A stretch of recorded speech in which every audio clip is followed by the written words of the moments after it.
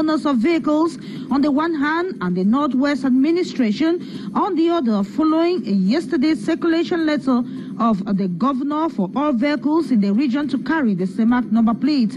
Separatist fighters had earlier announced a ban of the orange color number plate, which sparked off fears in both owners of private and administrative owners of vehicles on the one hand and the North and Cameroon Administration, the rest of Africa, to celebrate the Day of the African Child today. Activities have taken place nationwide to celebrate the day on the theme "Eliminate Harmful Practices Affecting Children: Progress on Policy and Practices since 2013." And Cameroon joins the international community to observe or commemorate Archives Day in Douala, a conference held during which archivists explained the transition from analog to digital, but emphasized the use for information management that can give business and organization greater control over their information processes. These were our headlines. Stay tuned for developments.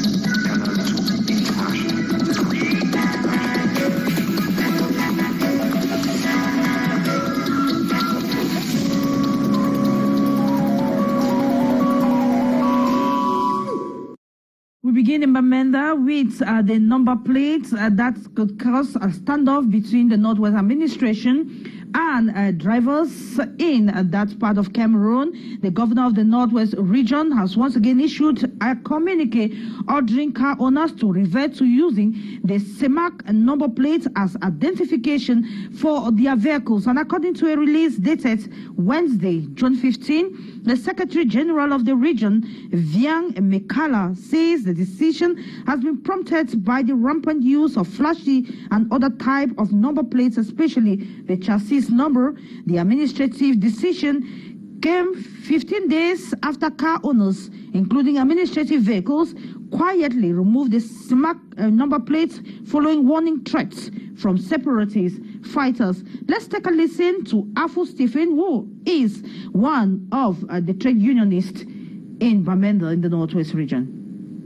So I thought that for them they would have looked for a way to see how they can circumvent this situation, because presently the argument that the people are saying is that, okay, if government is asking us to go back to the CEMAC plate, let them first, since they were the very first people who removed their government number plate CA, let them go back and put it. That will give them a leeway now to also go back, knowing that they are protected in one way or the other. Because as it is now, the people are in between the deep blue seas. On the government side, they do not know where to lean. On the side of the separatists, they do not know where to lean. I think that the best way for this situation to be handled is for the various stakeholders to come together and see how the issues can be handled. Because to me, the chassis numbers do not pose any problem, given that the people first have their CEMAC number plates. It's the circumstances that has pushed them now to revert to the CEMAC number plates. And then we talk about the SDF. Adeline Jongang is the new Secretary General of the Social Democratic Front Party. Her appointment was made public today by the National Chairman, Ni John Frundi, during a press conference in the nation's capital, Yaoundé, during which he unveiled a lot of changes within the shadow cabinet. Hyacinth Chia took part in the press conference and put together the following report. This is the new Secretary General of the Social Democratic Front, Barrister Jongang Adeline Law. Ni John Frundi, in his strive to reorganize the longest-standing opposition party, finds favor in her as a competent replacement of Senator Somelo Zhang, a reaction of gratitude from the new head of the SDF Secretariat. I want to thank the National Chairman for this nomination, but also thank the former SG of the party, because I was the 4th Deputy Secretary General of the party, and we worked together.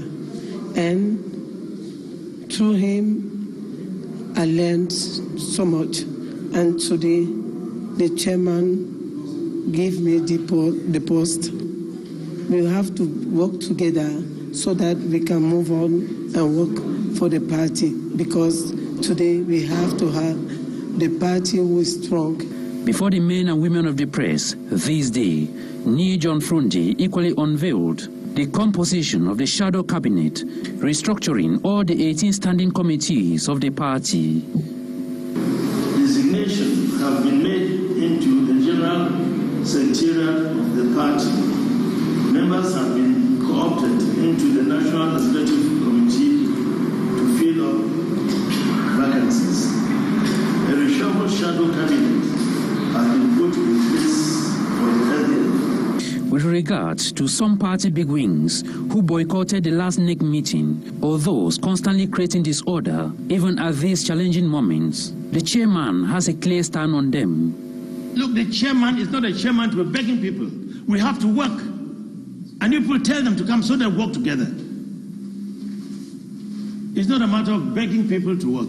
He equally used the opportunity to call on SDF militants all over the national territory to contribute to this restructuring phase of the party, which he insists is his main objective at the moment as he prepares to hand leadership to the younger generation.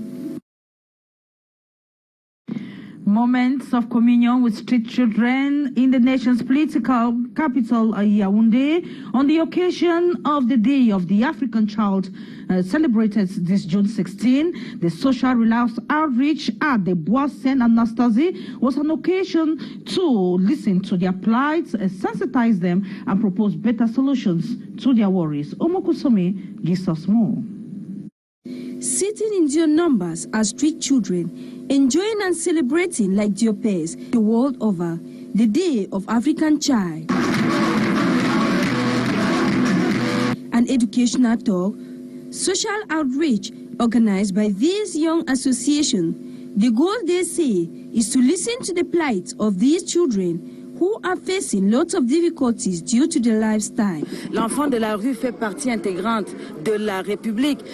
These children have a lot of problems that we have to take into consideration because they are part of the Republic. We don't have to abandon them. They have problems like abuse, no birth certificates, and many others. Let's all join together to search for solutions and remove them from the streets. Pour que ces enfants-là sortent des situations difficiles qu'ils vivent. A street child for 9 years, this young Cameroonian, whose name we got as Yannick Ondwa, is crying for help, demanding assistance for his fellow friends, as he is out of the street and facing life as a young Cameroonian. Reintegrating into the social life is very difficult, for if a child comes in this milieu and spending 1 to 2 months, he absorbs all bad habits. But if he comes in and is taken immediately, his integration becomes easy. Coming from a polygamous family, this young boy, the way he was maltreated was the main reason that took him to the streets, and the life there has not been easy. Despite all, they will always be there to say no to child abuse. And still related to celebrations marking the Day of the African Child, officials of the Littoral Regional Delegation of Social Affairs have made an assessment of the progress made by children in protecting their rights. And then we continue to focus on the challenging job of archivists in the conference in Cameroon's economic city. Today, archivists explain the transition from analog to digital, which they say is very important for information and management. We have more on that with Morindi.